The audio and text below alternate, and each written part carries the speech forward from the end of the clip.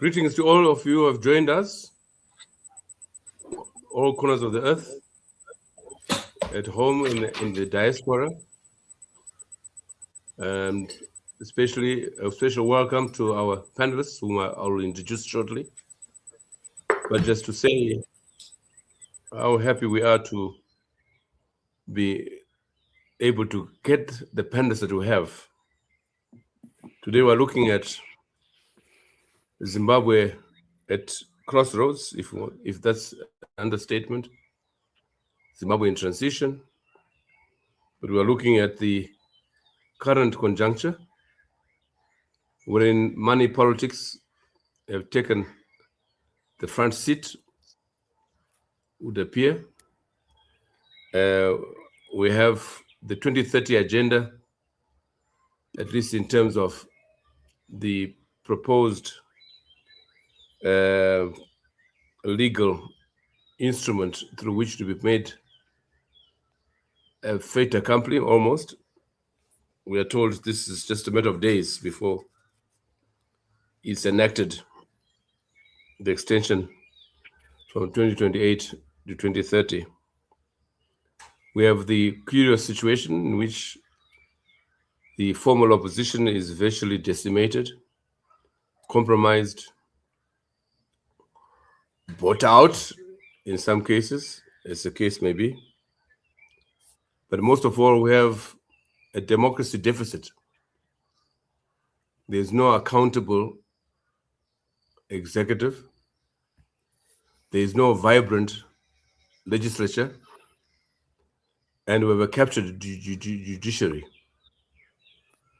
the very antithesis of democratic order in Zimbabwe.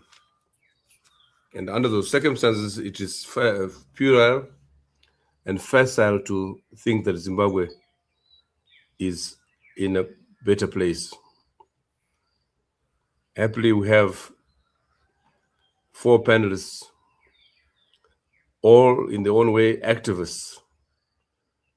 We have risen our Riza from out there in the diaspora in Australia, when I was been writing almost every 3 hours, and writing in a manner would appear the last week that was anticipating this discussion today. A reason there is no way anyone can avoid or ignore your writings on Facebook. It has become most educative, most inspiring, and I have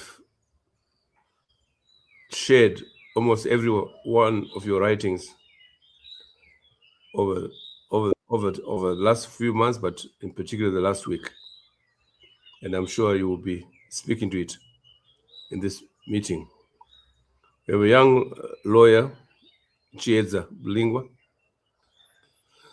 who has done a lot of work on corruption and should be speaking to it, the extent to which corruption and money has fed into our politics currently. We have Advocate Tabani Mpofu, another active member of our society, not only in the legal profession, but also on the political front. Tabani, warm welcome to you. Last but not least, we have Briggs Bomba, an activist, and a man who has run the Citizens Forum for a long time, but is also busy on the continent in the capacity as the program director of Trust Africa. So here we are, to untangle, to give us some hope. Will politics of money and corruption survive in 2026 or be overtaken by a new dispensation? That's our topic. We'll begin with Chiedza. After that reason will come in, then Tabani and Briggs, last but not least. Chiedza.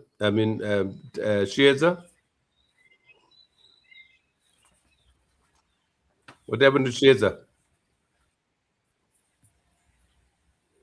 In which case, I'll just... Chiedza needs a minute. Shades needs a minute. Yeah. Maybe we can. Well, then Someone I else. just to begin. I have to begin with reason in this case. Reason, can you start? Thank you, Professor. So, thank you, viewers. It's a very pertinent topic, and I think we'll probably give it the justice it deserves. I hope so.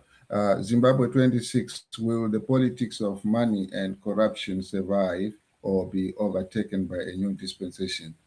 I think I would like to reframe the question. The real question to me is not whether corruption will survive beyond 2026. The real question is whether legitimacy will. That's how I see it. And I look at it this way. Zimbabwe is no longer governed primarily through ideology or consent, as we did in 1980. We were talking about Kusa Ruzhinji, the people's power. We had a semblance of democracy in terms of people participating in the process of determining who them, and also there was a accountability that you could at least see. It is now governed by money, as everybody else can see. Dramatized money for that, patronage, and massaged fear in the populace. It's not even hidden. Corruption is no longer a side effect. It is actually the operating system of how the country is run at the moment. So to me, 2026 is not about just the elections in 2028, but it is about whether the system can actually continue to reproduce itself at the rate at which it is going, so that this is really becomes the politics of money and corruption. If this can survive, if legitimacy is collapsing the way we see it collapsing silently as it is, with a lot of loud noise about it and the dramas that we see across the country. What we mean by politics of money, I think we need to clear the terrain here. This is not just bribery. It has now become structural. Money now replaces ideology, as I said. So you want to go to Buhera, to Manicaland, want to connect with the people, and you go with money bags. You got the Women's League chair going around literally with boxes of money and showing people that if you don't join us, you can't get this. So in terms of mobilization, we have money directly replacing ideology. So it's purchased loyalty. It's no longer persuaded loyalty. It's not what the liberation war fighters did with the Pungwes to try and they had no money. They wanted food, they wanted help, they wanted people to join, and it was ideological, and they had to persuade people. Now, instead of persuasion, I just almost came to tears last night. I watched a video, I think, posted by one person who is actually in the system, and he was disgruntled to seeing war veterans kneeling down for $100 notes from Kudata Gray at a rally. And they are kneeling down to receive $100, which is supposed to thank them for the contribution they made. And that's purchased loyalty. And he was asking, and I was also asking the same question, that these are war veterans. These are the people who died and liberated this country. They are kneeling down to get $100 from someone like Kudata Gray, and people are applauding and clapping their hands.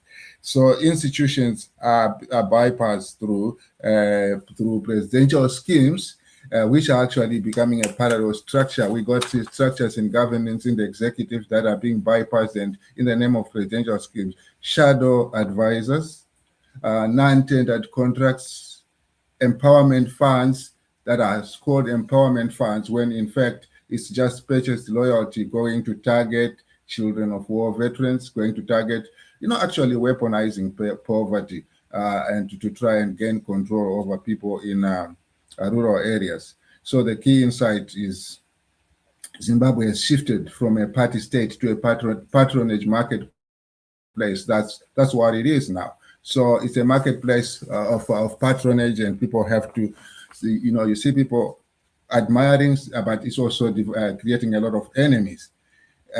Power today flows through access to the president, as we know, access to treasury payments, access to security protection, and you look at it, it's really disturbing. This is why corruption is surviving. It is currently rewarding faster than democracy itself, but it's temporary. So this model is reaching its limits, yeah, as far as I'm concerned. 2026 is going to be different. Corruption has become too visible to survive. Social media has collapsed secrecy, as you know. Things are coming up. We know how the ZEC deal came through social media, and we know how receipts have been floating around, and they can't hide anymore. Every payment leaves a digital trace. You know, every lie has got an archive on social media. Every empowerment scheme creates enemies as much as it creates beneficiaries. So people scrutinize in real time, unlike in traditional times where you would rely on the state media. I mean, 19 years, I was a columnist for the Herald, and people had to wait every Thursday to read what I said because where I left. But people don't have to do that anymore. It's in real time. People can interrogate you. So I do not see this. I see this as a climax, and this thing has to somehow collapse. Corruption normally survives in silence, not exposure, and there's just too much exposure now with what Tungwarara has been doing, with what everybody else around the system is doing. So money politics overplays its hand. That's what I see. It is now overplaying its hand. Money politics always mistakes noise for numbers. So these rallies are considered to be nationalized harmony, which there's more observers to what was happening in Buhera than people that were gathered in that place. And these people are getting divided. These people are getting tired of it all. These people have time to analyze. They are not in the moment where people are just being pushed by the emotions and the slogans. So it's that noise is being mistaken for numbers by whichever faction is running these things in ZANU-PF, and a time for payment is coming. Paying crowds does not equal to commanding loyalty. Buying elites that it does not equal to owning people. You can buy elites, but that doesn't mean you own. So Harare is not Zimbabwe.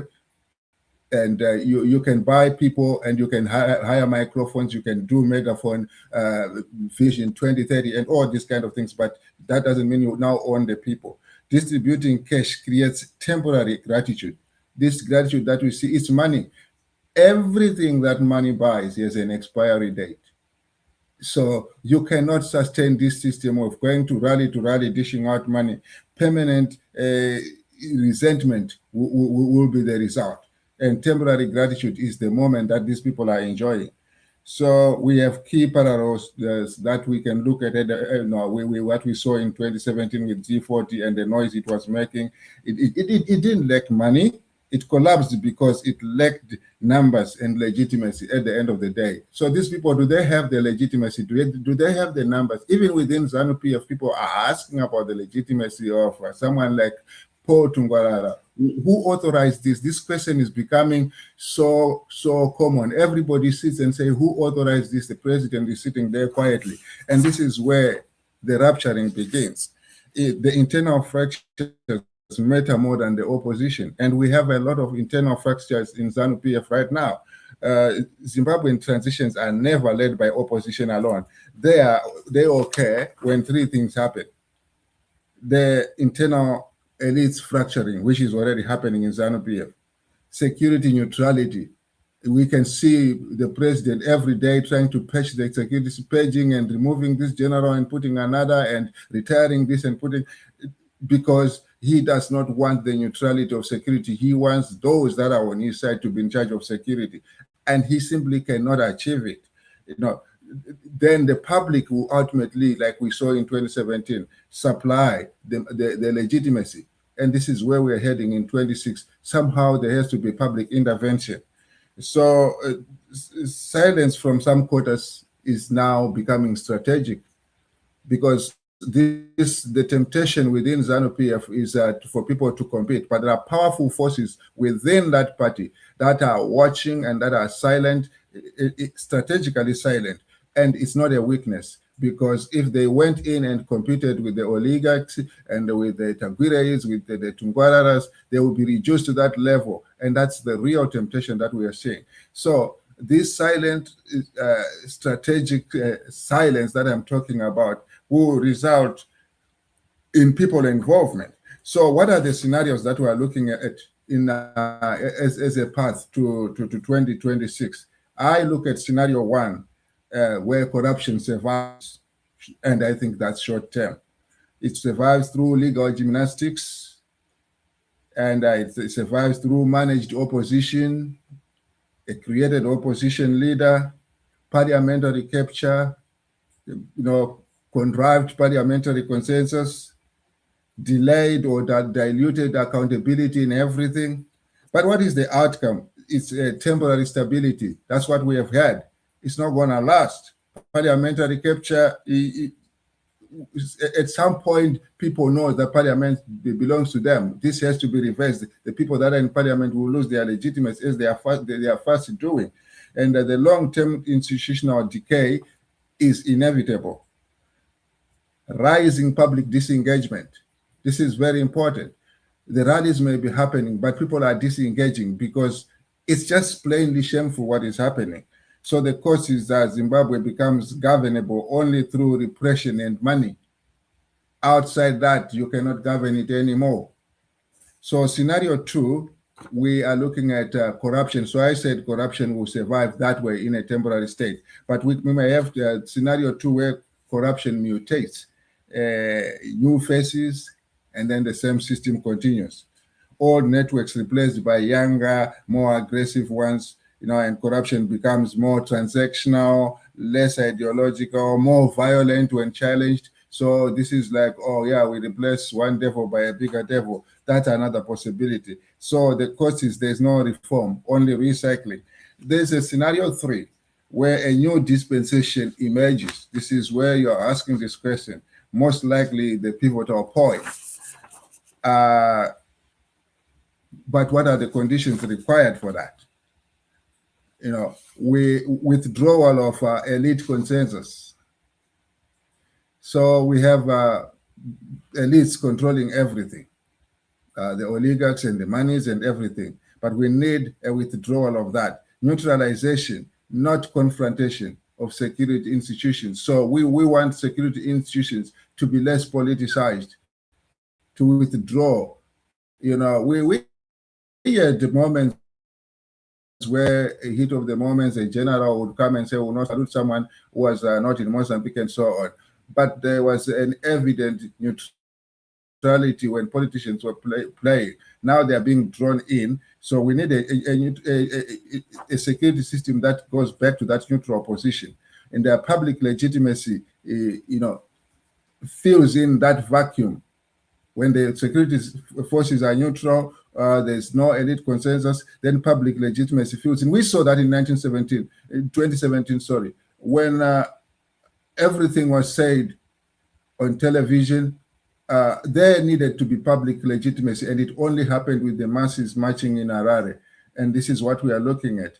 So we are looking at a process, not just personalities.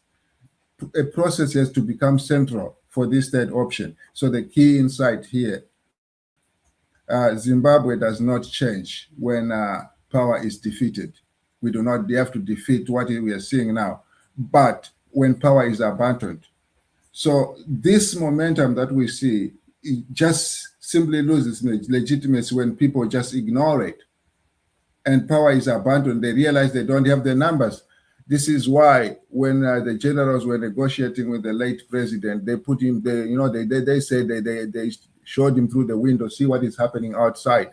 What they were trying to say is, look at the people. You have been abandoned. Yes, I know President Mugabe narrated the event himself, and he said, I looked through the window and I said, who are these people? Did they come from the rural areas? These are MDC people. But the bottom line is they were trying to say, people have abandoned you. Look at what is happening in the streets. And this is the cycle that we are looking at. So what a new dispensation would actually mean, it's mechanics. It's not just romance. A new dispensation is not a messiah, is not a savior, is not a miracle. It's a clean break from what we're seeing now. You know, when you look at what it is restoration of electoral consequences. We are talking of, we need free and fair elections, these things that we have always talked about, the reforms, collapse of shadow authority and parallel authority, re-entry of law as a constraint to governance. Now there is no constraint.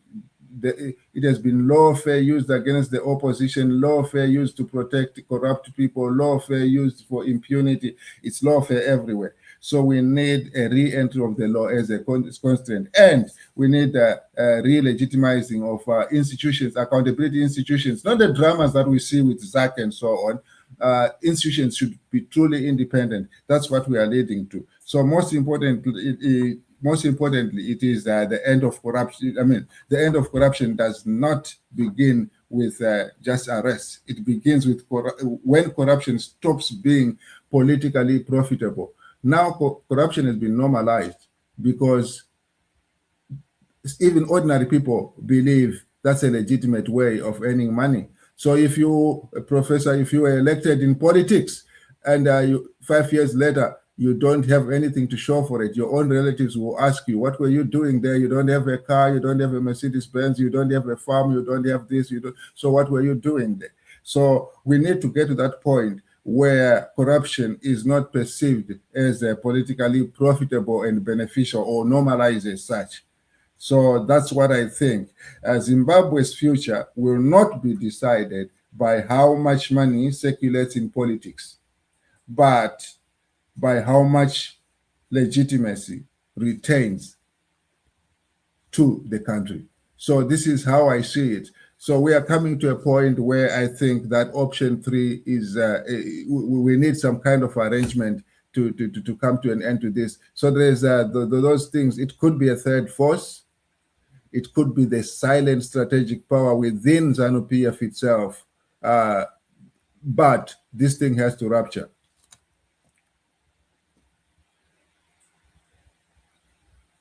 Now, reason. I just want to ask a question. Are you finished? I'm done. Hello? Yeah, I'm done. I'm finished. Yeah, well, I just want to ask a few questions, maybe one or two. Yeah. I understand very clearly your point about silence being strategic, and likewise the points you raised about with the withdrawal of elite consensus, neutralization of the security apparatus, and public legitimacy, and above all, a break with what is happening at present. Now, who are the instruments? What's the agency with respect to the strategic silence? What are the forces that you see as being constituting the agency? So when you look,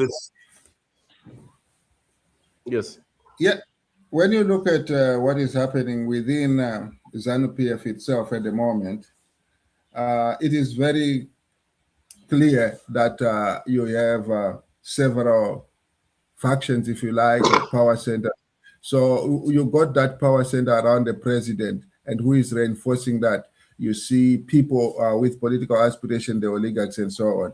Then you have people like Chris Mutangwa occasionally talking about 2027 Congress and how ZANU-PF should be electing a candidate and so on. So we got people with ambitions that are just independent as well. Then you have the vice president, who, to me, Vice President Chiwenga is probably among all these people the one with what you could describe as a national constituency, just in terms of his autobiography, in terms of where he is coming from. Yes, that position he is holding is an appointed position. He wasn't tested through an election.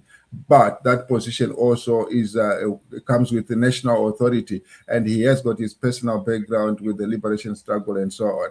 So he is standing where President Mnangagwa was standing between 2014 and 2017, where people look at if there is succession, what's going to happen, and that name keeps popping up. And now he has largely been attacked by the likes of Themba Mliswa and other people, and he has remained silent. And that silence is a bit different from just non-engagement. That's what I mean by strategic silence. It's when you allow your enemy to destroy himself. So we know with leaks and some information coming through, he has carried a dossier here and there to express where he stands in terms of what is going on. But he has refused the drama and the rallies and counter campaigns with either money or sloganeering, or even coming openly to oppose the 2031 Ngewaripo Chitonga Baba slogan, which I understand was not authorized as slogans should be by the Central Committee. But now you cannot address a rally without chanting that slogan when the members of the other faction is there. So it's something that you have to say before you greet people and so on. He has not challenged that. He has not done the slogan himself. He is watching, and now people are beginning to fight among themselves, fighting for political power, those with money trying to go into political territory, and those in the political territory trying to resist. And he is watching all that. This is the silent power that I'm talking about, that when the implosion happens, when the vacuum creates itself, because this is all temporary, then that power will rise. So the agency that is within the party is really that silent part of the faction that I'm talking about. But again, I said there could be, the bottom line is the people. The people want a rallying point, and the rallying point, like I said, there's an option of a third force. But as it stands now, the more likelihood is that that silent strategic position that the vice president is holding is likely to shape the future, especially given that we actually don't have a solid rallying point for the people. We don't have a main opposition anymore. The one that ZANU-PF created is just obviously doing what it is being told to do. So there is that vacuum that can only be filled by people are aspiring, they want something, and when this thing rupture, which it will, that strategic force, that silent force could come in. Yes, thanks for that. I want to be more direct, more explicit. It is clear that in the immediate future, whatever change comes, it will come from within ZANU-PF, within the state. In the most likely contradiction between Mnangagwa and Chiwenga. How do you interpret the optics a few weeks ago, on the day that Chiwenga, Sanyatwe wore their uniforms, and in that farewell at the airport, when Chiwenga literally grabbed Emerson's hand and asked him, "No Zakarini." How do you interpret those optics? For many here, there's one interpretation that there's a clear indication of the extent to which Mnangagwa may not be in charge of the military as such, and that the old military factors are still at play. What is your interpretation? Not really very different from what we saw in 2017. What we saw was the establishment then did understand that the neutrality of the army was not really on their side, and we had statements from the former First Lady to express her concerns and so on. What Mnangagwa is doing is showing his discomfort with where the military stands by just these purges and trying to look at what happened to Sanyatwe himself.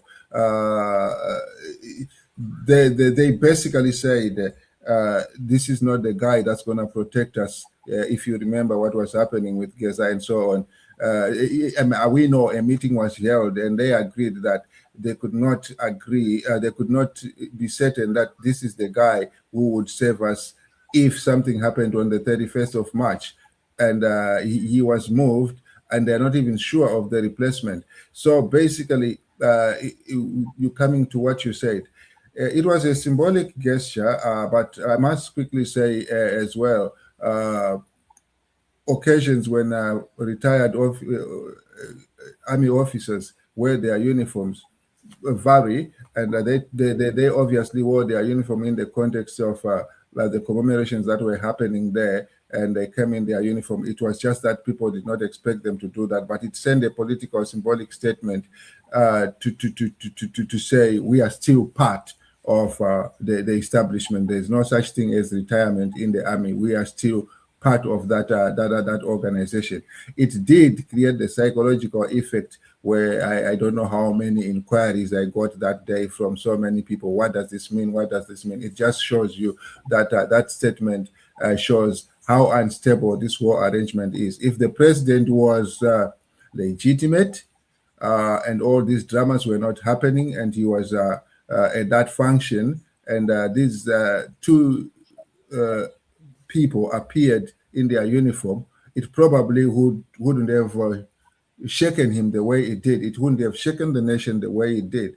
But it is because in that context, you see, so you are asking in terms of where the army stands. I do not think the president can confidently say he has the army in his control, in any better control than the President Mugabe had in 2017. He is trying to put patches and he's having sleepless nights in paging people. But bottom line is the army is a huge, big entity with its own tradition. People within the army and people outside the army still form what the ideology is, still form what that structure, its modus operandi is like. So I do see that as a central part of what will be happening in 2026. Maybe not pattern for pattern and step for step with what we saw, but it's definitely going to play a huge role. Thanks, Reason. When you come back later, as I will be calling on you again, you can adjust your camera because Sure. you are more leaning on one side, yeah? So we can see you in full screen. Thank you. Now, let me move to Chieza. Chieza, welcome. I know you prepared a paper on the subject, but we would like you to deal specifically with how corruption and money has fed into politics or constitutes the current politics and the implications thereof. Welcome, Chieza. Thank you, Prof, for hosting this and for having me today. So yeah, these are very, very interesting discussions that we're having today, especially in light of ongoing developments.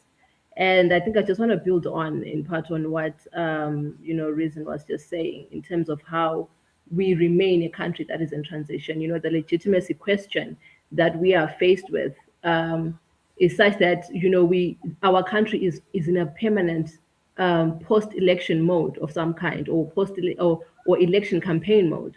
And what we are now seeing is, corruption and money being used as the drivers of sustaining this campaign. They are basically being used as a form of incentivization to say, get aboard the gravy train, but also as it's a part of a heightened power retention drive, in order to ensure that the current administration remains in power. And to do that, you have to oil so many palms for the scheme to actually work. So how I have gone about this really is to look, look at this from a governance architecture perspective, to actually basically undertake a technical assessment of the efficacy of the institutions or the mechanisms we have for combating corruption, and really get to understand why is it that they are failing. Where are we getting it wrong? like to say that Zimbabwe is one country that is really over legislated on this issue of corruption, if there is such a thing. But if we look at our current political legal landscape, I think it will begin to unfold as to how this whole dynamic is going to continue to unfold and whether it will survive.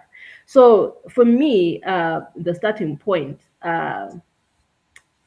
has been the Constitution. And I'll just go over this briefly, basically to say, we have arguably one of the most progressive constitutions within the region, okay, comparable perhaps immediately to the 1996 Constitution of South Africa. What the Zimbabwean Constitution does, if you look at it from a holistic purpose of interpretation, is that it will reveal a remarkable yet often underlooked aspect of our country's constitution, which is basically that it is actually pro-poor and inherently anti-corruption in design. And I want to put it to you today that, in my view, when you look at the Constitution in its entirety, you will start to realize that its overarching thing, right, is that it was put in place, it is trying to put in place a corruption-free democratic order, right? And so its entire scheme, its purpose, its object, its tenets, its, the spirit of the Constitution itself is such that it intentionally and specifically seeks to, give rise to a sustainable democracy, a constitutional order that is free of corruption. And we see this through this dedication of a standalone chapter in chapter 13 that establishes these institutions and mechanisms of combating corruption, right? And that is something that some constitutions do not even do. If we speak of the 1996 Constitution of South Africa that I referenced, it has what it calls Chapter 9 institutions. And under those Chapter 9 institutions, it's got this eclectic mix of democratic institutions for buttressing constitutional democracy. And it mixes these institutions, anti-corruption mechanisms under this, one chapter. But in our context, we chose to say, we are putting corruption front and center as a pressing human rights issue. And we are going to elevate these institutions by, separating them. We want them, they are specific, their mandate specific. We want their mandate to be very clear, So we have them here in their own chapter. And what we are seeing is that throughout, the Constitution does this repeatedly. It puts in place substantive mechanisms. It puts in place mechanisms such as, your principles of good governance, your principles of, you also have your, and I hope my presentation is very clear to those who are watching. So it puts in place the doctrine of the separation of powers. It puts in place a multi-party democratic system, regular elections. It puts in place principles of public finance management. It's a whole lot of substantive mechanisms that it puts in place intentionally to address this corruption issue. And then it goes on to the procedural mechanisms. It goes on to the structural mechanisms, the institutions, the attendant or subsidiary legislation. So really, it does its best to deal comprehensively with this issue. But we are seeing it not translate into reality. We are seeing a disconnect in practice. And this, for me, Prof, is where the major issue lies, and where I'll really start getting into it, is that there is a severe lack and, just total disregard for practicing and or religiously adhering to constitutionalism, right? There's that disregard of a culture that views corruption as being morally reprehensible, basically, because that's essentially what constitutionalism is, right? It's a compound of attitudes and behaviors that say, okay, if I wield public power or if I am in public office, right, I cannot then engage in pervasive abuse of power because, this is abhorrent, because corruption corrodes the fabric of society, and because corruption endangers the morals of the entire country, basically, and not just of the individual. But that is currently lacking within our country's present administration. We do not have that. The administration that we have right now does not view corruption as an inherently bad thing. Rather, it's a well-oiled system. It's excessively functional. it's beneficial. And so it becomes difficult then to inculcate these values, to say, have this mindset. It's a mindset thing. And we're also starting to see it, the reflection within our society. I think Reason touched on it when he says, even ordinary citizens are starting to see this as something permissible. So when we look at ZAC, let's look at these institutions, right? If you can just, so what I'm going to do is, we are now, I'm just going to get us to look at the institutions that we have, these mechanisms that we have of combating corruption. So we have the Zimbabwe Anti-Corruption Commission being placed as the country's premier or key institution of combating corruption. Now, in terms of the governance framework, everything is in place for this institution to be able to work effectively and to be able to, execute its mandate efficiently, right? It's a constitutionally prescribed institution, and we all know the Constitution is the supreme law of the land. We should, any law of conduct inconsistent with it is invalid. So ideally, we should be seeing this respect for this institution and its efforts in trying to address corruption within the country. But at the same time, what I want to argue is the reason why we are seeing this, how corruption then gets into politics. Firstly, it's this weak institutional framework. We have the Constitution sort of, to me, it on the one hand attempts to establish something, and then at the other hand, it falls short of going all the way in terms of empowering these mechanisms of combating corruption. So if you look at ZAC, for example, what you will see there is that its institutional independence is not enshrined within the chapter that establishes this institution, but it is referred to as other provisions that apply to the Zimbabwe Anti-Corruption Commission. So if you want to really, if you are going through the Constitution, and I'm sure maybe Advocate Tabanibov will be able to attest to this, that, for us lawyers, textual placement actually matters. Okay, how you place your words, where you place your text, even a punctuation mark can significantly change even the most mundane thing. So if you find a chapter establishing an institution and they're not proceeding to entrench its independence within that same textual location, but then referring to it as, the independence of this institution can be gleaned from other provisions that refer to Chapter 12 commissions, for example. In principle, it's not inherently a bad thing because it actually at least speaks to it. But, this is Zimbabwe. In the political context within which we, the political climate and the environment within which these institutions have to exist and operate in, it starts to matter because perception is just as important as reality. So the public perception of the institution, not just to the public, but also to the organs of state with which, this institution must relate with, or with which it must give directives or recommendations, it really starts to matter.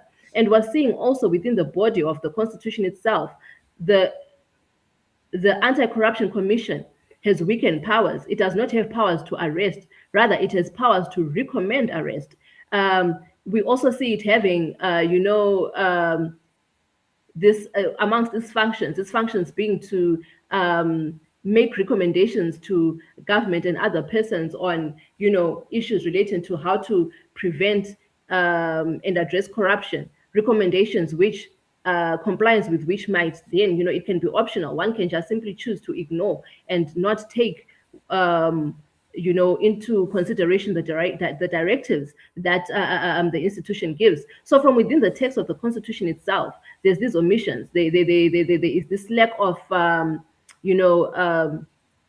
I'd say, enunciation of powers that can actually grant it the grit to be able to comprehensively address this. So it then starts filtering now into the politics. This is when it starts getting, because now you can engage in corrupt activities with impunity because you have essentially an institution that already, in terms of perception, is being viewed as weak, as toothless, as ineffective, as, having directives that are not, mandatory in terms of compliance. So it's problematic, right? If you want to compare with other comparable jurisdictions, I always like to point to the Office of the Public Protector in South Africa, which was also constitutionally envisaged. The wording of it says it's measures is not optional,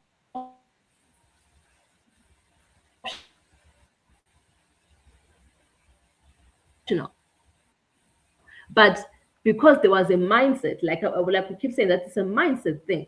You the constitution being enacted, that's wording used to be taken as saying, okay, the remedial conduct, because it lacks the word binding, means we can then choose that conduct given in any particular instance is non-binding. And yet that's just because you are reading a provision in isolation.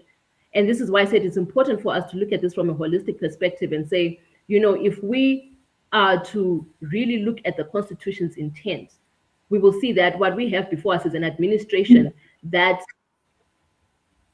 totally disregards what the Constitution is about, that, doesn't practice constitutionalism. And these are just some of the manifestations of a dominant or one-party state, dynamic.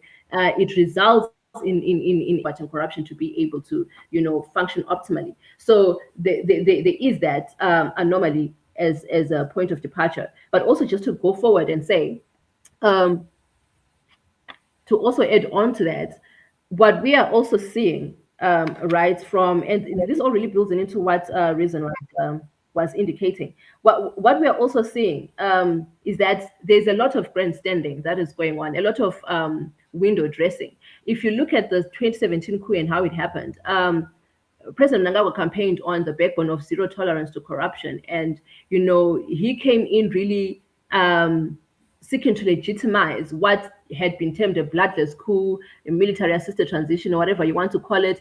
And so the tagline there was, zero tolerance to corruption. Zimbabwe is open for business. But we are seeing again a disconnect there, because we should have seen things that translate, into more than just empty words. We saw, and it can get confusing, because we saw in 2019 the gazetting of SI 143 of 2019, which basically gave ZAC arresting powers. But then even the legality of that statutory instrument is in question, because at the end of the day, if there was a genuine political will to tackle corruption, then instruments are not meant to usurp Parliament's, primary lawmaking function. And yet we have been seeing a number of these SIs being gazetted, especially post-2017. At some point, I think about 262 SIs were gazetted in about, I think it was in 2018 or 2019. So we are seeing this drive, right, to say, on the one hand, we are seeing an administration that purportedly cares about addressing this issue. We are seeing the number of instruments that have been ratified to combat corruption. We're seeing the national blueprints. We saw the next strategy one. We see the NGS one also referring to corruption. So it's a lot of grandstanding going on that is really meant to give a perception to the public that, and to investors as well, that okay, we really are doing our best to deal with this, but then this not translating into actually empowering the institutions, into actually creating a conducive environment for these institutions to be able to execute their mandates effectively. So if you can go down in terms of the presentation, there's a part where I refer to the exogenous or external factors that result in this. Yes, thank you very much. So we have spoken of the lack of a genuine political will. We have spoken of the severe disregard for tenets of constitutionalism. We have spoken of the dominant or one-party state dynamic. Then there's also this issue of the de jure versus de facto authority, these patronage systems and informal or parallel networks of power. Reason also touched on those. We are really in a very unique, I would like to say, setup where we're seeing individuals coming up, and whether or not they're elected, suddenly no longer matters. But due to their proximity to or their strong affiliation to the ruling party, their close proximity to the president, we are seeing them, flouting procurement procedures. We are seeing them amassing wealth, questionably, but rather than they have become a law unto themselves, which is basically now what has happened. I think if you look at what happened in the Mike Chimombe case, you heard an individual actually saying, well, already proclaiming before there was even a judgment or sentencing to say, well, we already know that this is going to be the outcome. It's almost as if they are preempting what the judiciary was supposed to deliver and say, So this really is an unfortunate set of circumstances that we are in, but it really, for me, it points to a heightened power retention drive. The current administration means business, and it's in the business of staying in power. And if you look at what is currently going on in terms of social media, we're seeing children posting their lavish spending skills.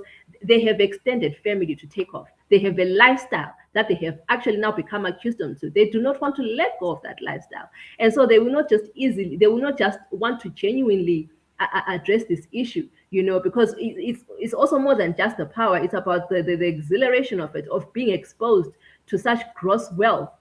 They cannot imagine a life outside of what they have now created for themselves, for their immediate families, for extended family. And we are going to continue seeing these cycles, right? For them, for us as a country, corruption is the most functional system right now. It's functional more than our health. It's functional more than our education system. It's a tried and tested, system. It did not just appear overnight. I mean, we've been seeing the scandals from even 1980. Now they have perfected the art, right? And in the face of a weakened and coordinated opposition structure, really, in terms of how this will continue, it will most likely survive. It takes a lot to dismantle structural challenges, but it also takes a lot to actually dismantle a mindset that now views corruption as the only way to survive. That is even more entrenched, and it's playing out within our country's present So, if, political. so Cheza, you think that this politics of money and corruption will continue for this year? There will be no end to it. You heard my question. So yes, I just I want got that. So yeah. to wind up on that note. Why do you think that the politics of money and corruption will be sustained throughout 2026, or even there'll be some intervening features or factors? So for me, right, I think it's I don't want to be a prophet of doom, but at the same time, it's really quite It's changed doom. Yes, I did say doom. So here's my thinking. Here's my view. In 2026, we may see there's a lot that's going on. So firstly, if we look at international developments and what is currently going on, even with in terms of what we're recently seeing in Venezuela and the threats to Greenland and all that, if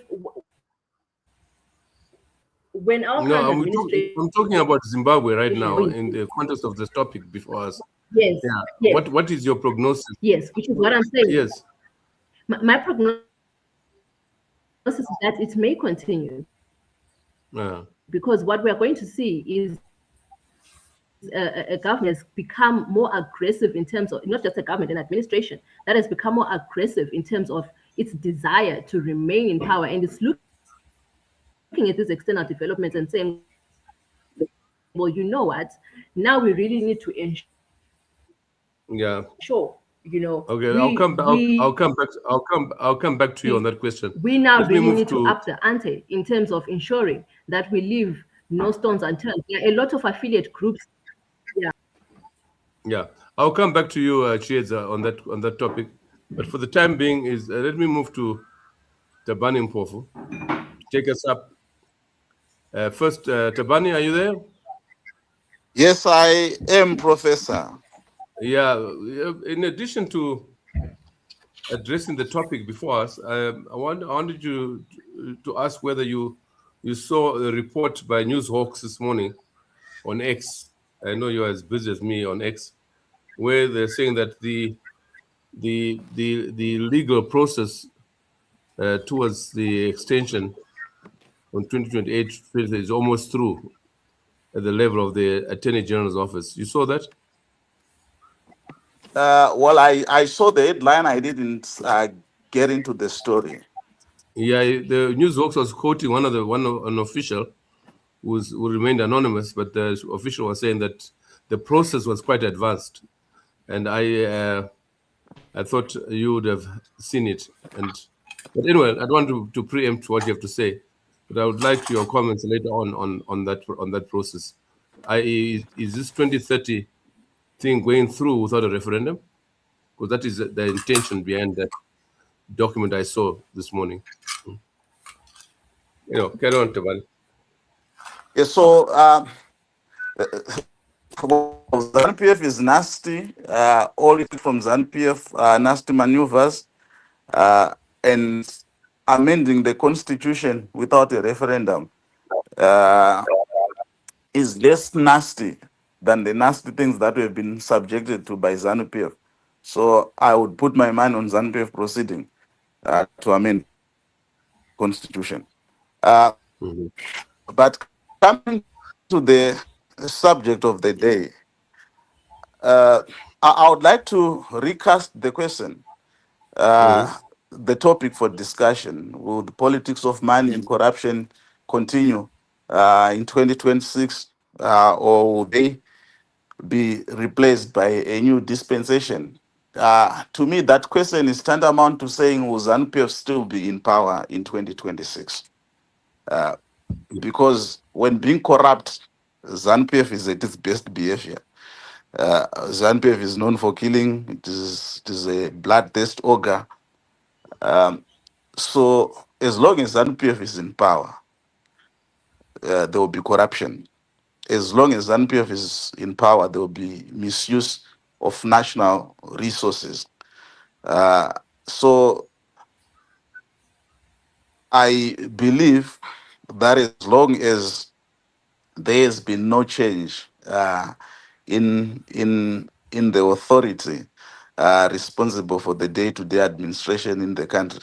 Now that is going to continue. Let me take a step back and try to look at what corruption is. Corruption wears many dresses. In law, we would call it a crime. In the economy, it would be an economic problem. Funny enough, in religion, corruption is a blessing. If you are corrupt, the more corrupt you are, the more blessed you are. Um, eh, in politics, corruption is a strategy. It is a political strategy. Uh, in ZANU PF, it is the lifeblood of that institution. But looked at from another angle in politics, corruption is also fodder for anyone willing and prepared to stand up to those in power. So corruption wears these many heads, and in this instance, we are looking at corruption as an instrument of use in ZANU-PF. So, as a political strategy, I do not see it going away. As a political strategy, I see it remaining at the top of the strategies that are available to ZANU-PF. I see transactional politics continuing to be the order of the day. I see the Zimbabwean society being exposed to this vice because it is something that ZANU-PF relies on. But what is key, as far as I see things, is that whereas in some decent countries, the fact that you have a corrupt establishment would be fodder for the opposition. We have an opposition that is, Oppo once infamously at that time said is dead as a dodo. And because it is dead as a dodo, corruption is ceased to be political fodder. Um, there is no one using corruption in the opposition to push back. And because there is no one using corruption in the opposition to push back, ZANU PF has no incentive to abandon corruption as a political strategy. So that is where I see uh, this country at the present moment. What would it take for the politics of money? What would it take for corruption uh, to say goodbye to our politics? I mean, I want to look at about six things that may happen for us to say we no longer have this scourge as part of our politics. The first is that there must be elite fragmentation because it is the elites who are corrupt. It is the elites who drive this.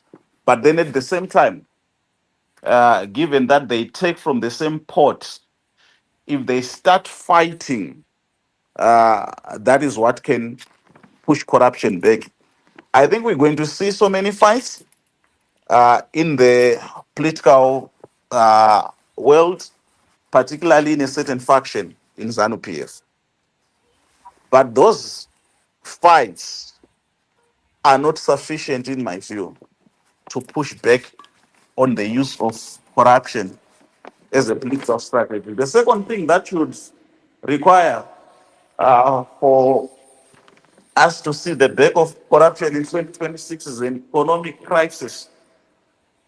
And with the way that our economy or the trajectory that it has taken, I do not see there being an economic crisis in 2026. So this cannot be a factor in negating the central place that has been taken by corruption.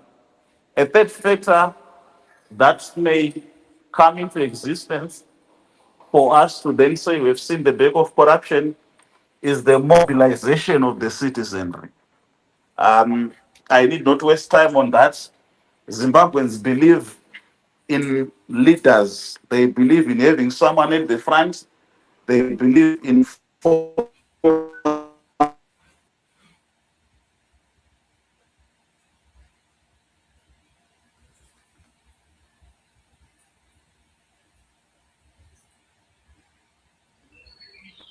Tabani, you have glitched there. Tabani, can't hear can you. you Can you can hear you you hear now? me now?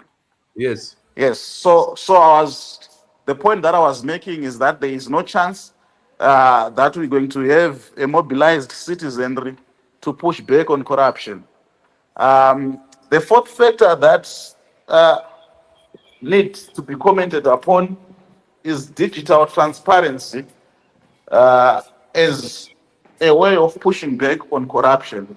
Of course, there are a few lone voices here and there that are doing the work of the Lord, but with respect, they are not sufficient to bring an end to this scourge.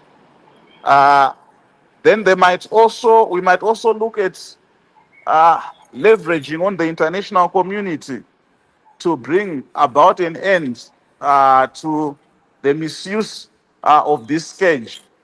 Unless Trump wakes up on the wrong side of the bed, I do not see anything coming from the international community. Then finally, you can look at credible reforms as being something that would bring this to an end.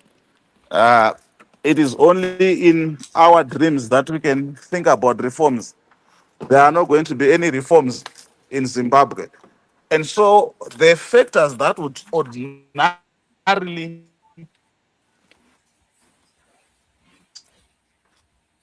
about an end cannot uh, are not in existence, and not being in existence, I see any possibility of a change. But that takes me to internal ZANU PF dynamics. And what makes me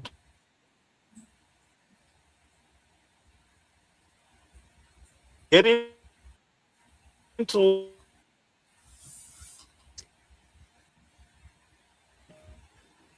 beyond of an organized opposition, it is clear that people that are jostling for power in ZANU PF at this stage that are interested in bringing about any change of any sort. And so I'll then reframe the question again uh, and say, is there a possibility, is there any possibility of a Chiwenga ascendancy? Is there any possibility that Chiwenga will assume any sort of power? Um, and the reason that makes me raise that issue is that as we have seen in the past, this is how Chiwenga has tried to repackage himself. He has tried to repackage himself as an anti-corruption fighter. Uh, so, is there a chance that anything can happen? We can have a new dispensation within ZANU PF. Uh, I believe there is zero chance for the following reason. Number one, Chiwenga remains ZANU PF. Even if you were to succeed, you would succeed as ZANU PF. And what you have in ZANU PF is a fragmented party.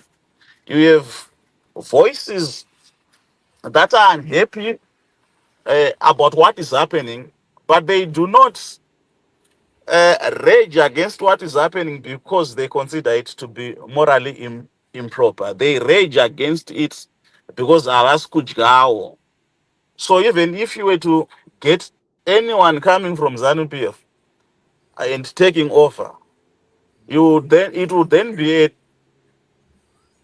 that will create an opportunity for his own people to say, now it is our time. But apart from that, I quite frankly do not believe that Chiwenga has demonstrated at this stage that he has the muscle to make a difference, that he can outmaneuver uh, his his uh, his boss, and for that reason, I do not see anything happening within ZANU PF that would bring about a new dispensation, and a new dispensation that is going to believe in politics that are not transactional, but that are based on principles.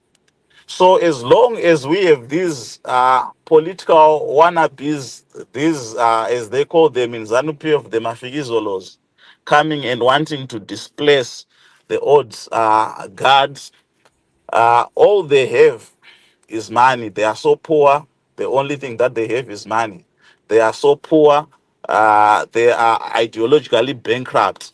They are so poor. They do not have any political constituency. So all they have is money. And we're going to be seeing them around. And as we see them around, what will move them from point A to point B, in my view, is the only political currency that they have.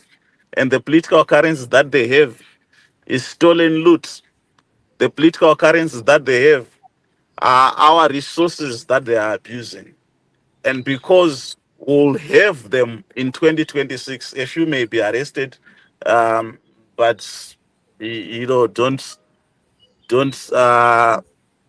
I don't believe anything significant is going to happen there. Uh, so as long as we have those people, as long as we have ZANU-PF in power, I think the politics of corruption, the transactional politics of money will continue in 2026. Those are my views, Professor. Yeah, very depressing conclusion, Tabani. Very depressing conclusion. But we'll come back to you. Let's see whether Briggs can lift the tempo and raise optimism in the political front for 2026. Briggs Bomber.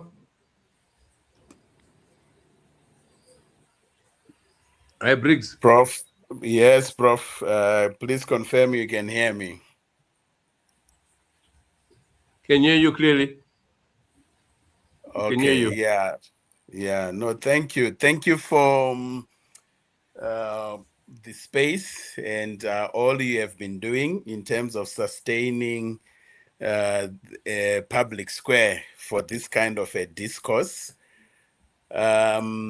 There's very little to bring in after what I've heard from colleagues on the panel.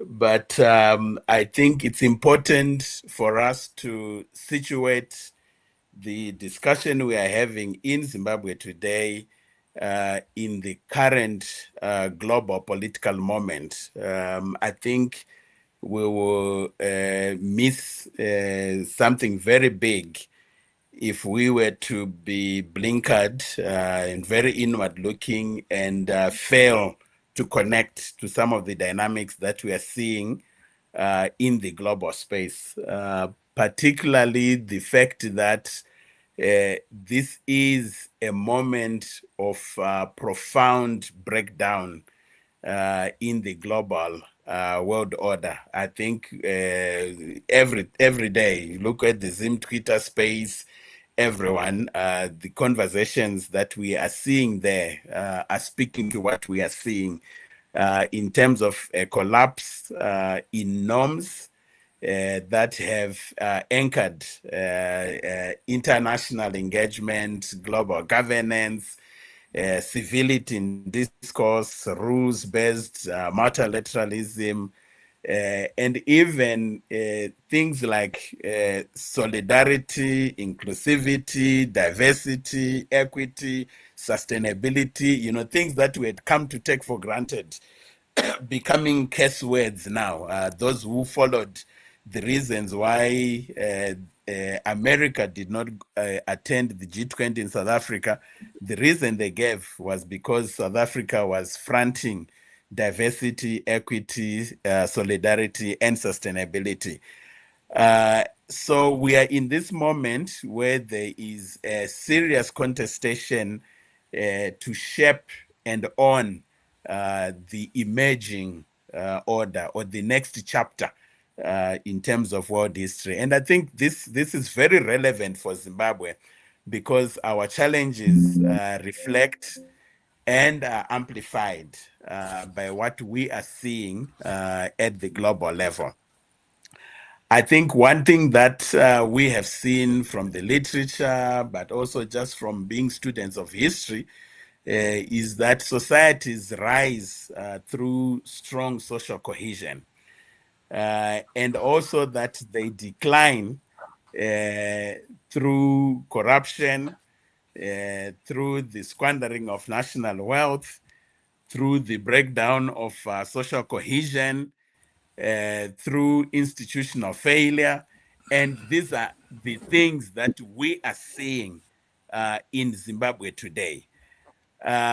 We are seeing a very serious breakdown in terms of ethics and values. You have framed the conversation for us as the politics of money and corruption. But if we really go to the heart of it, there is an extreme poverty, an extreme destitution at the moral, spiritual, and intellectual level in terms of what we are seeing in this country. Some of my colleagues who have spoken already have cited what we are seeing in terms of endemic corruption, patronage, the looting of resources, the way that elites in this country are extracting rents instead of pursuing public good. We are also seeing extreme inequality. The evidence of ostentatious elite lifestyles in the face of mass poverty and impossible livelihoods. I'm still trying to figure out myself how a lecturer at the University of Zimbabwe is surviving with a salary of less than 300 US dollars a month, or how a teacher is surviving, a nurse is surviving, or how, essentially all the working people in this country are surviving given the extreme disparity between earnings or salaries and the cost of living in this country. We are seeing, I think, this whole past week, I've seen that the Zim Twitter space has been dominated by people showcasing the collapse in our infrastructure, roads, portals that have become craters. But this is generalized. The crumbling that we are seeing in terms of our roads can be generalized when we look at our health space, you look at our education space, and even the phenomenon of corruptly awarded contracts, where someone gets this contract, we don't go through procedures for awarding contracts properly, and you do the most shoddy job, which in the end obviously affects the delivery and results in the kind of desperation that we are seeing. I think some of my colleagues have also talked about the heightened discontent amongst citizens that we are seeing now. And we should not fall into the illusion of interpreting the silence, if we are to use that word in quotations, that you are seeing today for lack of protest. The level of frustration amongst the citizens in this country is at a boiling point. So one has to really be worried to then see the kind of silence and lack of outward expression of that frustration. I think there's a Zimbabwean poet who put it in Shona once and said, kunyarara kwe akadzvanyirirwa. There's something very explosive about the silence that you are witnessing, and you are seeing the overt lack of protest that you are seeing in this country, given the widespread frustration from hardships and everything that we have talked about. And my colleagues have also talked about the breakdown in elite consensus that we are seeing. In terms of the bickering, obviously, that is so evident within ZANU-PF right now. The center is not holding. Of course, some of that is in the context of the succession battle, but the bigger part of it is in the sense of a ruling elite that has failed. So it's important, Prof. Mandaza, that we understand what's happening in Zimbabwe today, not as something that is, totally unimaginable and unique, but understand it in the sense of the failure of the nationalist leadership that took us to the point of independence. I think Fanon, in his Wretched of the Earth, which I recommend to everyone who's listening today, it was Fanon's centenary just this past year, to go and read or reread, because he talks about, he was very skeptical about the potential of this leadership. He talks about its intellectual laziness. He talks about how it's a leadership that's lacking in ambition. It's a leadership that's lacking in drive.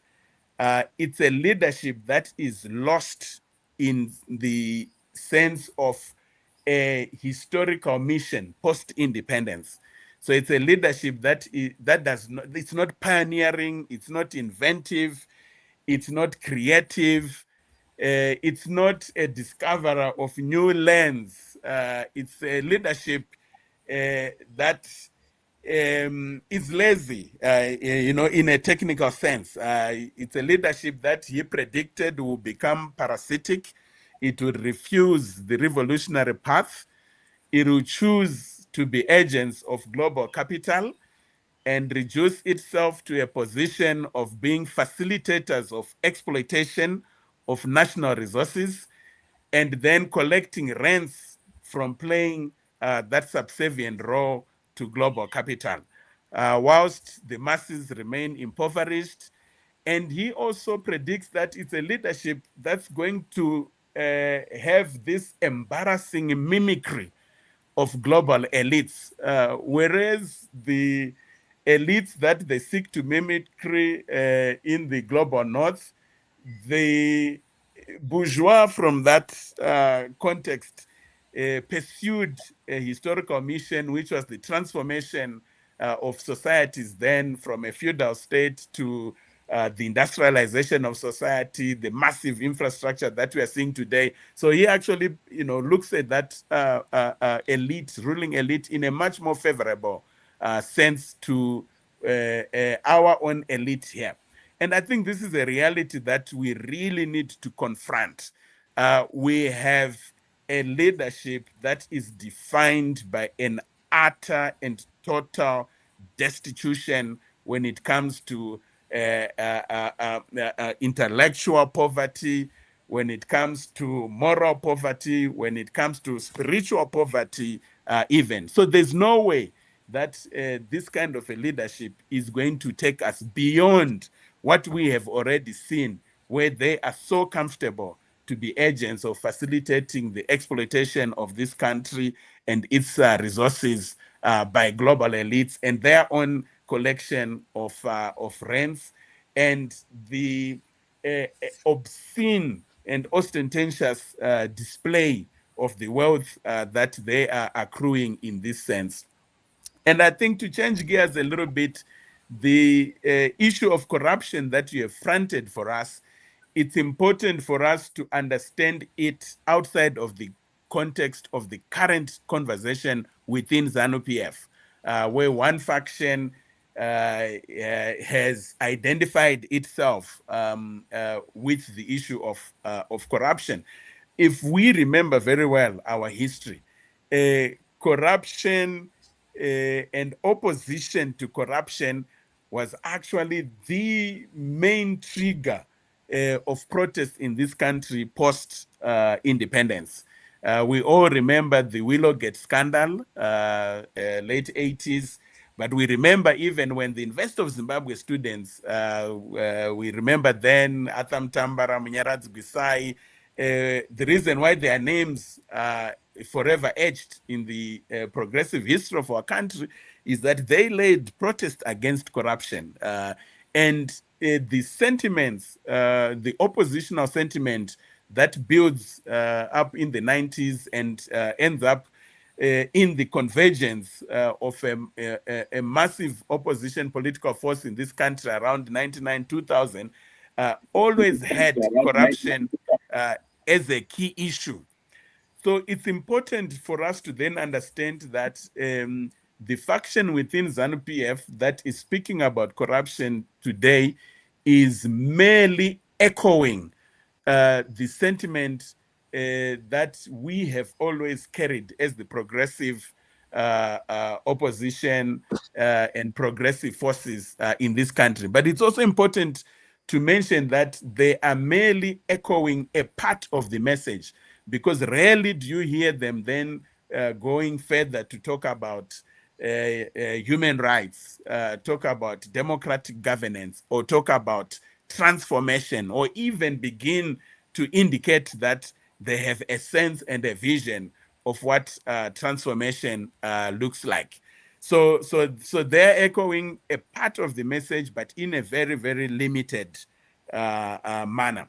So to come to the question you've put on the table for us, I would say that the politics of money and corruption, by definition, is unsustainable, because it excludes the majority of our people. It does not align in any way with the aspirations for transformation that is resident in the majority of our people. It does not align in any way with the aspirations for equity and accountability that is resident in our people. It does not even align with the liberation aspiration, the aspiration from the liberation struggle, which was Gutsa Ruzhinji, the transformation of this country to meet the needs of the many, not the few, as we are seeing.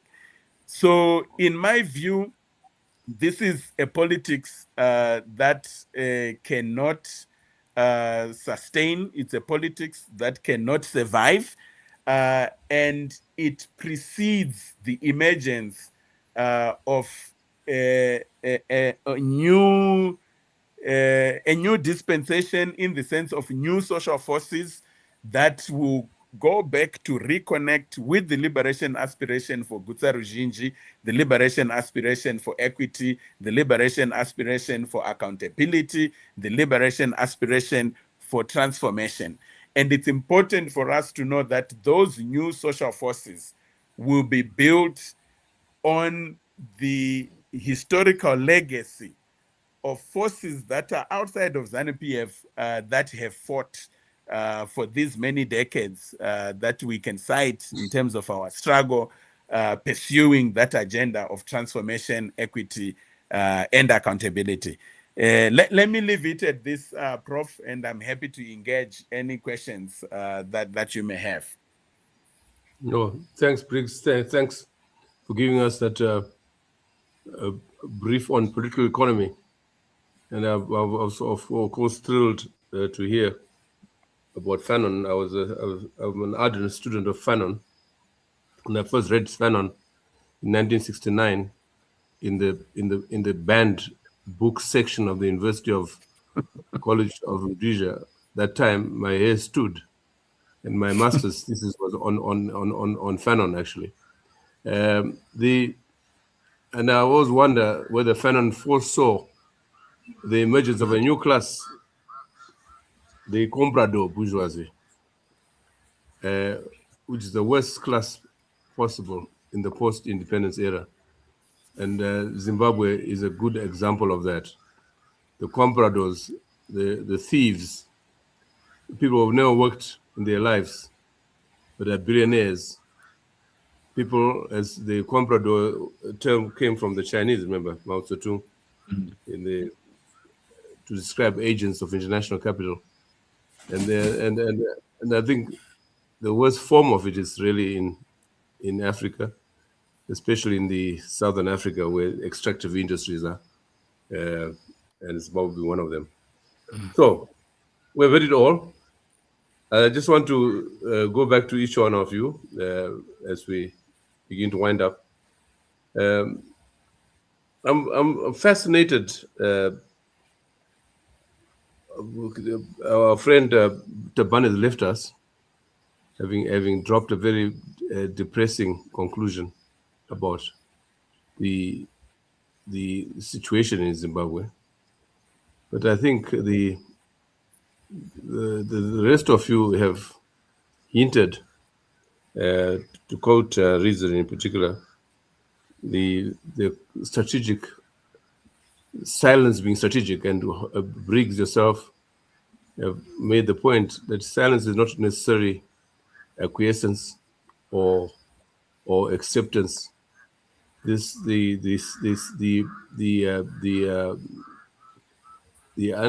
analogy you gave of someone who's being sampled upon, that person cannot be happy at all. And given the opportunity, the person will get up and fight. Are we at that on the edge of that reason? Are we close to that? I know you are Well, very far in Australia, but Briggs and I, we're here. We see it. We can feel it every day. The reeking poverty in the especially in the urban poverty in the townships. It's Kuma Stones, where I was the other day. Uh, National Gumbare, and I mean, Briggs gave a very, very acute description of the disintegration, the physical disintegration, which is more graphic, but is no less serious in terms of the condition of the people in our country, the working class, the unemployed, I mean, give an example, a statistic. We are producing 35,000 graduates a year, and less than 2,000 find jobs. The continuous exodus of Zimbabweans. We think now half the population left the country. Certainly 75% of our professionals are outside the country.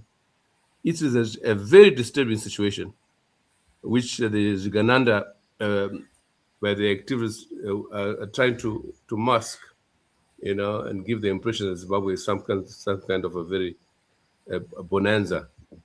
My question then, Reason, even from where you are, and you write almost every 3 hours, what is your information at home as to the extent to which the temperature is rising politically? right. Yeah, indeed. Advocate Tabani Mpofu gave a very distressing account in terms of how he views things. But I want to pick it from there. Firstly, I'm geographically far away from the country, but I write, like you're rightly saying, every 3 hours, every single day, and I engage with the Zimbabweans, and I get the feedback firsthand from people on the ground. And my primary occupation, 14,000 kilometers away from home, is really Zimbabwe, and it is talking to people that are on the ground and getting feedback. You see how we covered things like the current recent accident in Harare, the Grube massacre, and how the police reacted. It's a whole collapsed system, and that I'm just trying to point out that I'm a bit like I am connected to what is happening, and it is depressing. What I want to say is when Advocate Mpofu talks about ZANU-PF and then packages his predictions and his analysis on ZANU-PF, there's one fundamental thing about ZANU-PF, the party. Under President Mnangagwa right now, ZANU-PF is really a victim of what is happening. President Mnangagwa does not operate using ZANU-PF. President Mnangagwa operates using parallel structures. Every single post in ZANU-PF is parallel structured, and before the parallel structures, you actually have a page where most central committee members or most provincial executive members are actually in through co-option. So elected people have got cases made against them, and then they are displaced, somehow suspended, and there's a lot of restructuring that's done politically to just come up with an executive that is compliant. And even that is bypassed by a few people that are in parallel structure. So you don't only have a captured opposition in Zimbabwe. You don't only have a captured parliament. You don't only have a captured judiciary. You actually have a political party that has been isolated and its name has been captured to give legitimacy to a mafia that is running the country. And ZANU-PF is only used because this is the legitimate thing that happened. They brought independence. So there's a whole lot of contriving, and there's a whole lot of narratives that are just done in the name of ZANU-PF. And when you look at who is actually in ZANU-PF, and the general populace, these are the people from whom a few are chosen to benefit, and you got money being distributed. So it is really oversimplification of things. I think what the advocate was doing is just really packaging his feelings in terms of political views and so on. But in reality, what we have is, as Briggs just pointed out, we are at a boiling point anger. People are not happy. Silence does not mean people are stupid. Silence does not mean acceptance. Silence does not mean docility. People are not happy, and people are just there waiting. There's no credible opposition, like we are saying, but there is credible discontent among the people. And in 2026, what we are seeing is just things waiting to rupture. Where in 1997, if you said Harare was going to come to a standstill, talking about what happened in 1998 with the food riots, no one was going to believe you. In 2026, if you said, oh, Mugabe is going to be removed by the army, no one was going to believe you. This is exactly what you see in 2026. So you have everything set up for, I think the most dramatic thing we are seeing now is the internal rupturing and implosion that is already happening within ZANU-PF in terms of the fighting that is going there. All the questions are being asked. When you look at Paul Tungwarara, for example, you got inside the party, it's rupturing. People are saying, who gave the authority? Why is the president quiet? Why is he allowed to do this? Why is he allowed to do this? And things are happening. And for us to say they will prevail, I think one of the most disturbing things I heard, I expected Advocate Mpofu to be very optimistic about the legal strength of the vandalization of our constitution when he dismissed it as saying ZANU-PF is going to have its way amending the constitution without a referendum, just casually like that, for a legal mind of his stature. It doesn't even make any sense. The dimming laws, the BBI, everything they are trying to do can be challenged in court. To allow it to happen without even a court challenge, to allow it to happen without even raising the legal issues from a legal guru like Tabani, it's frankly disappointing, because he accepted it like a little woman in the village to say, oh, it's ZANU-PF, they're going to make it, not like a lawyer. And that is very disappointing. So what I expected is us to have the legal backbone to say Section 328 is very clear. And if you are going to have changes to term limits, there's nothing wrong with that, but it has to go through the due process. And there is a very good reason why a referendum is being avoided. He totally dismissed, he totally did not want to address why a referendum is being avoided. And this is the cause of the anger that is there. And going to rally in defense of the Constitution in 2026, 2027. This is where the rupturing is going to happen. People are not going to accept a dimming law and some parliament that's going to give itself an extra 7 years. And like Advocate Tabani says, our life goes on because Zimbabweans believe in a leader. We have a history. We have 2017. We have rupturings that have been happening, whether it is coming from within ZANU-PF or a third force will come. But something is going to happen. And like now we're saying, most likely it has to come from within ZANU-PF. There is a player that has been strategically silent and is gaining momentum and is gaining a constitutional, people are just saying this is too much. We are coming to a point where people say anything but Mnangagwa, even certain, is better than Mnangagwa. This is where Zimbabweans are. Anything but Mnangagwa will accept. Exactly what they did in 2017, anything but Mugabe. That's the only reason they accepted Mnangagwa, because it was just like, whatever it is, it can't be worse. And this is where we are now, where people are saying, whatever it is, nothing can be worse than what is happening now. And to say people are just sitting there waiting is very disappointing. But I would like to say, we have these implosions, then they have a meaning. They are not just implosions that are happening. It's what is happening is not answer. Every dollar that you give asks for $2 more if you are doing purchased loyalty. So a rally in Buera, and I looked at it. What are we looking at? We are looking at about, at the very maximum, 4,000 people gathering. And then there's 20,000 here promised for children of war version, 25,000 here, 50,000.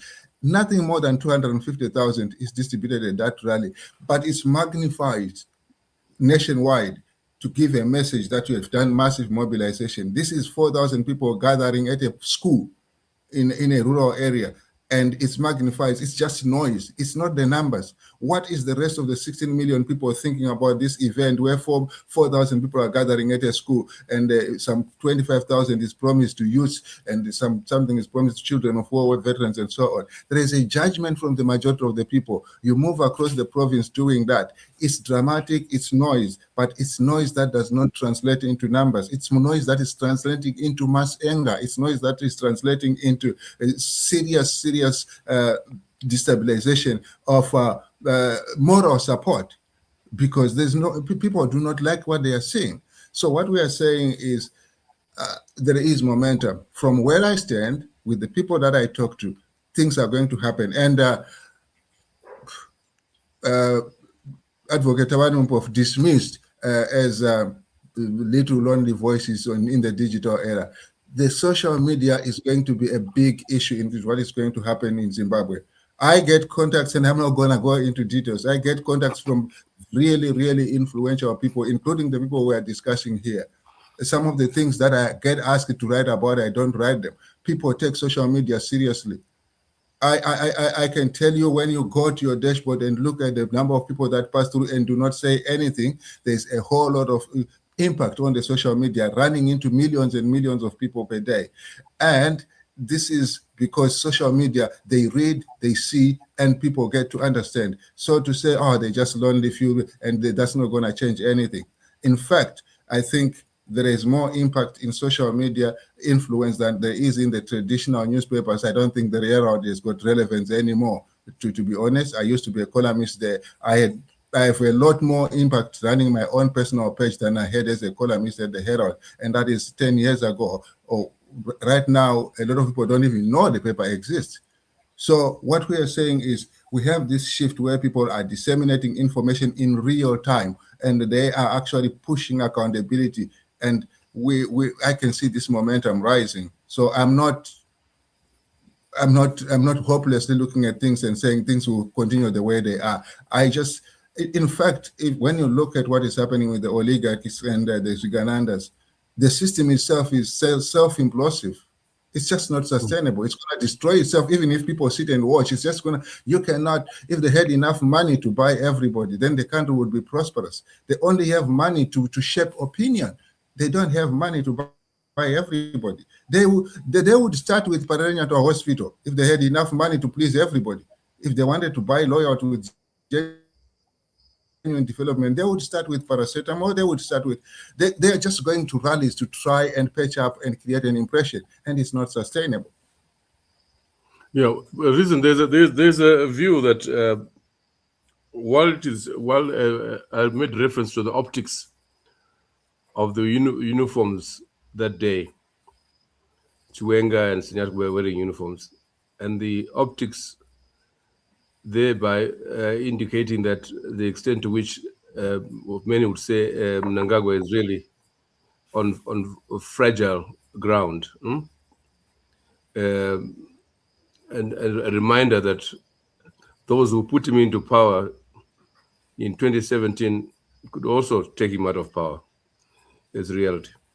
But the question which arises is that, especially when we talk about Chiwenga, the question is always that if he were to take over tomorrow, whether through natural attrition, more likely it to appear, or through Mnangagwa being forced to resign or to throw the towel in. The question is always, who would he run the country with?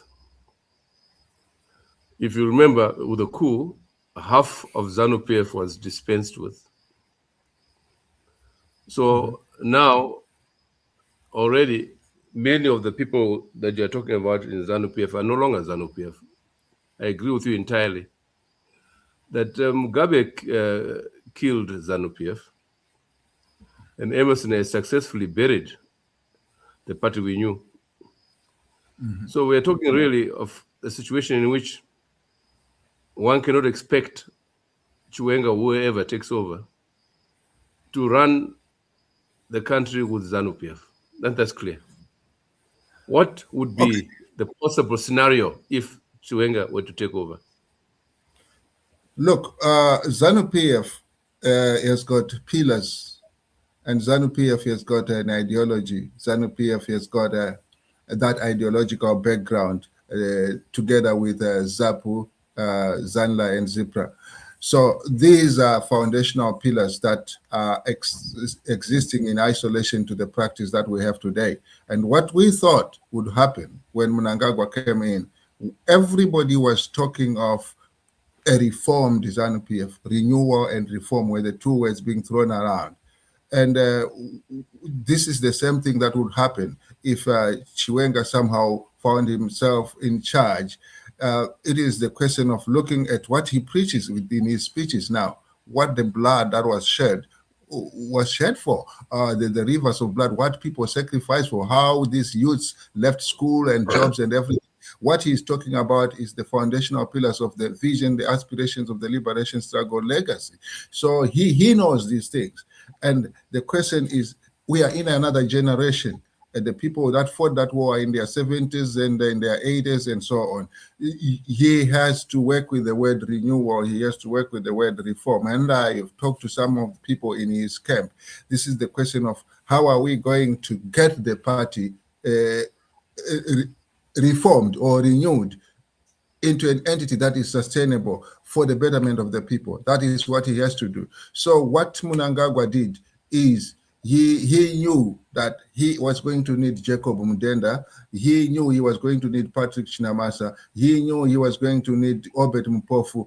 He knew all the people that helped him to get into there because he knew all this. He put up this structure where he got all these oligarchs, Kudata Gure, giving them serious, huge salaries at the party. So he says, I'm going to fool these people and come up with what looks like a younger generation in terms of the executive and government. I'm going to have younger ones, but these people cannot retire because I will need them politically. So they were all packed at the ZANU-PF headquarters, and for the wrong reasons. We now have Mudenda back in parliament without an election to spearhead this nonsense about the 2030, and then Chinamasa is there to back up and all these other people. So this is the temptation. This is what Chiwenga would have to know, that people that have served their term have to go, and he would have to renew, as Mnangagwa promised to do, and work genuinely, because when you then compromise the young that you are working with, like Mnangagwa did, by surrounding themselves with political power and with all these money bags,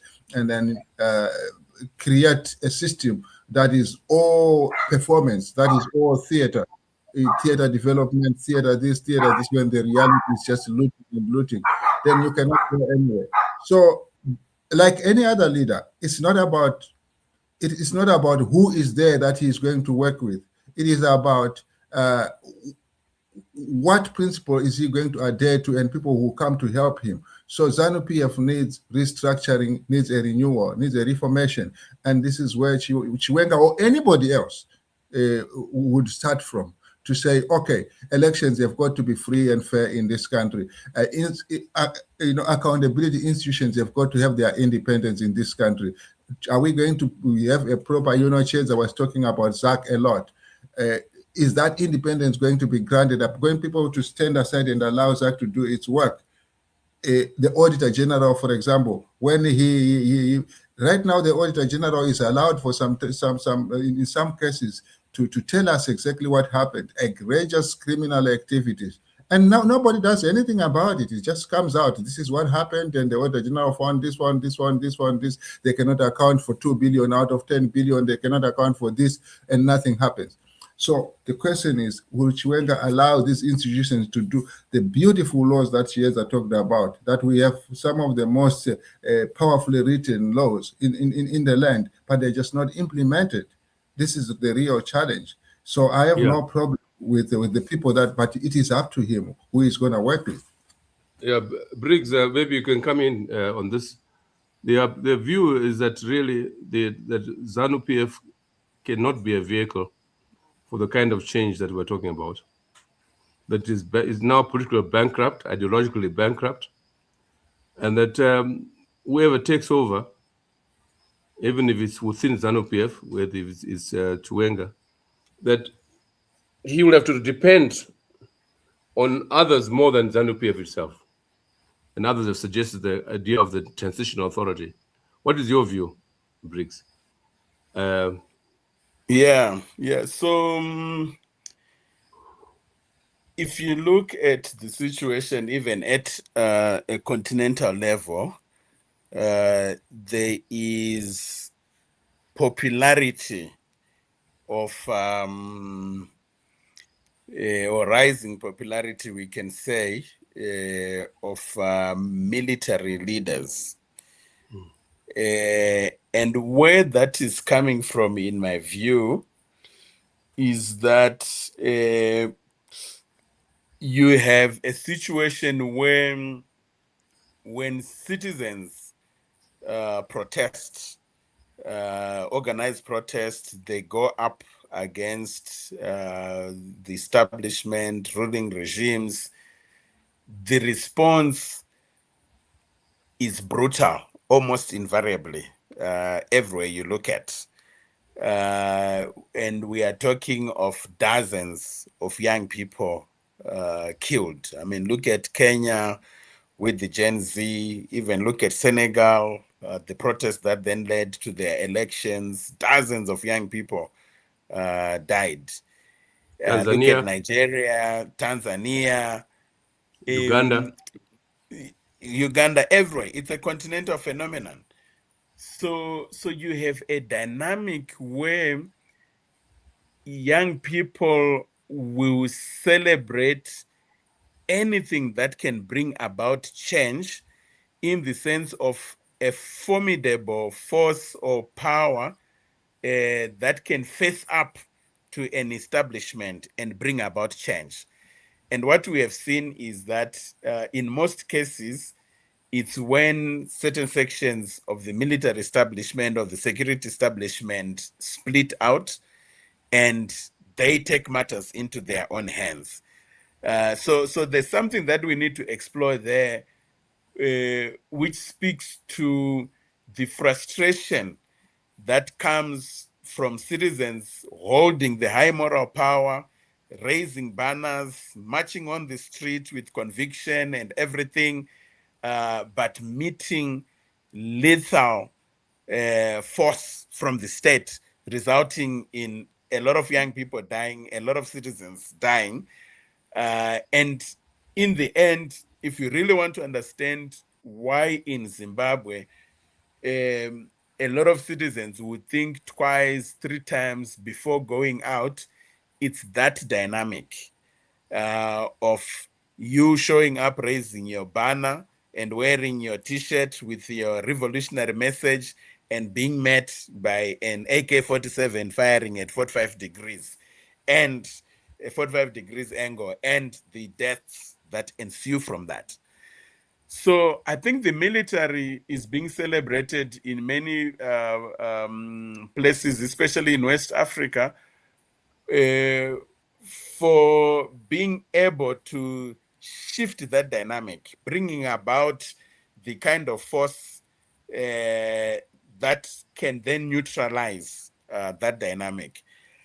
My sense is that if there was to be a fully open moment, day, space for Zimbabweans who are disgruntled, who want change, to besiege the streets, to march, to express themselves, you will see things that you have never witnessed before because of what we spoke about earlier. The level of frustration, the level of disgruntlement, the obscenity of this display of corruptly acquired wealth in the face of mass poverty and destitution and desperation. If that space was to be open, you will see masses and masses of Zimbabweans coming out. And the fact that they don't come out is simply because people are making that calculation of whether it's worth giving their lives, their children's lives and the different responsibilities and everything that they are carrying. So my sense is that Chiwenga's or the sympathetic views that we saw with Chiwenga, and you can see it even when in the moment that Robert Mugabe was removed from power, is because Chiwenga was at the helm of the security forces, and he guaranteed citizens a safe environment to express themselves. And we saw the largest protest ever. People besieged all our streets, went into Highfields, besieged the city center. I think it was Rizeno was saying earlier that the military generals flew Mugabe over the CBD to show him the people who were protesting. People came out because they knew that they were going to be safe in doing that. So what people were waiting to see was whether Chiwenga had the same level of control over the security forces to say they will guarantee citizens' safety.